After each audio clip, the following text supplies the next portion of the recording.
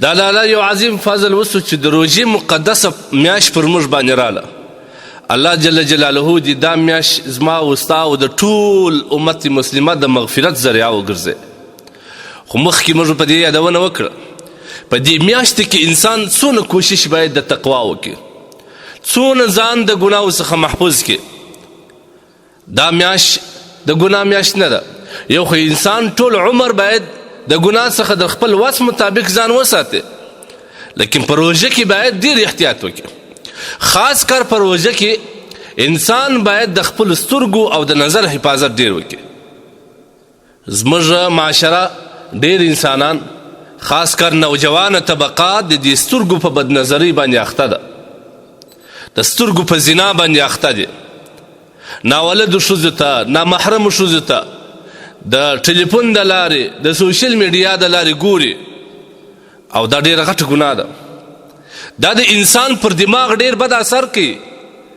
ډېر انسانان چې کله د دغه بدنظرۍ ښکار سوي دي، د الله جل جلاله هغه قرآن چې د دې په ذهنو کې و یا د رسول الله احادیث د دې نه هېر سوي دي د ډېره حده.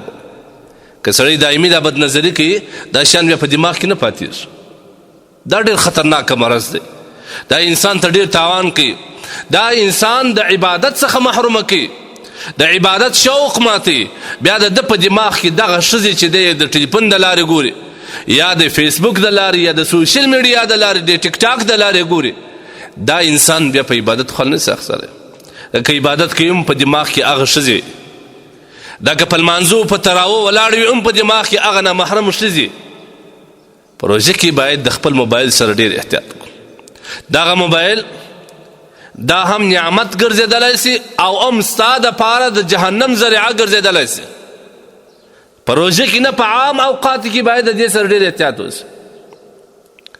ځکه اوس خو دا رقم سو بدنظري او د سترګو زنا دومره عام سو په مفت کې تا ته لاس راځي. ته به په یوه شي پسې ګرځې، مخ ته به دا درته راسي.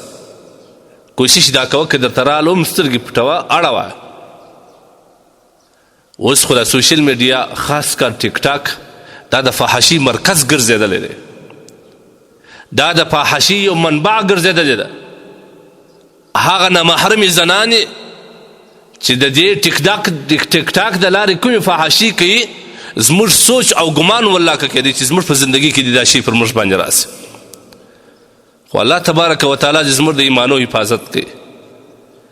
عجیبه اوقاتو ته راووتلو. یو خو قرآن مؤمنانو ته وایي، مؤمناتو ته وایي چې تاسو د خپلو سترګو حفاظت وکړئ.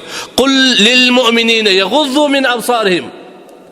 تاسو د خپل سترګو حفاظت وکړئ، خپل سترګې شوه کړئ. کله چې تا ته نامحرمه ښځه په مخه درله، لاندې وګوره. دا د مؤمن د حیا غټه لویه علامه ده.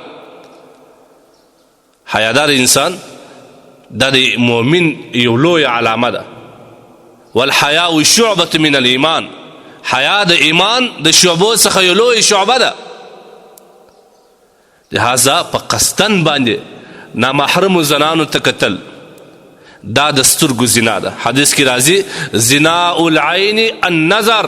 د سترګو زنا چې کوم ده دا بدنظري ده. بل روایت کې دا هم راځي، نبی علیه الصلاة والسلام فرمایي النظر سهم مسموم من سهام ابلیس. دا د ابلیس د غشي څخه یو زهرله غشي دي. په دې باندې انسانان ښکاري. تاسو لیدلي خلک چې د غشي د لارې انسانان ولیم، یا یو کم ښکاریان چې هغه د دې غشي د لارې ښکار هم کوي. دا ابلیس هغه پاک دامنه باعفته زنانې او دغه رقم باعفته نارینه، دا د دې نظر د لارې د ده یو خطرناک دا غټ غشي دي، یو مسموم زهرله غشي دي. په دې باندې د انسان ښکار کوي او بې حیایي لورې ته بیایي. د بدنظري دا د بې حیایي بنیاد دی، دا د زنا بنیاد دی. که چیرې سړی په بدنظري باندې اخته سو، د سترګو په زنا اخته سو، بیا په وخت یې د دو باندې العیاذ بالله که سړی پر دې دوام وکړي او استمرار وکړي، بیا به دی ضرور د نامحرمو ښځو سره رابطې پیدا کوي. العیاذ بالله بیا به آخر په زنا باندې اخته کېږي. ځکه دا د ابلیس غشی دی. د ابلیس غشی دا دی چې ابلیس هغه شی ځان ته پراکشي، شیطان هغه انسان ځان ته پراکشي چې ځان ته پراکش کړي، بیا شیطان هره ګناه په ده باندې کولی شي. دا سترګه د الله یو عظیم نعمت دی. تاسو د ړندو انسانانو څخه د دې نعمت قدرداني وشته چې هغه وایي کشکې موږ یو وارې مور لیدلی وای، کشکې موږ یو وارې پلار لیدلی وای، کشکې موږ یو وار د دنیا د مځکه د اسمان لیدلی وای چې دا څنګه شان دی. لیکن الله د دې سترګې په ذریعه باندې د دنیا ټول حسین شان ما او تا ته راښکاره کوي. دا ښایسته شان ما او تا، دا منظرې، باغونه، رقم رقم د الله نعمتونه ما او تا په سترګو باندې وینو. قرآن عظیم شان په سترګو لیدلی سو، ورته ګورو وایو. لیکن دغه نعمت د عذاب ذریعه مه ګرځوه.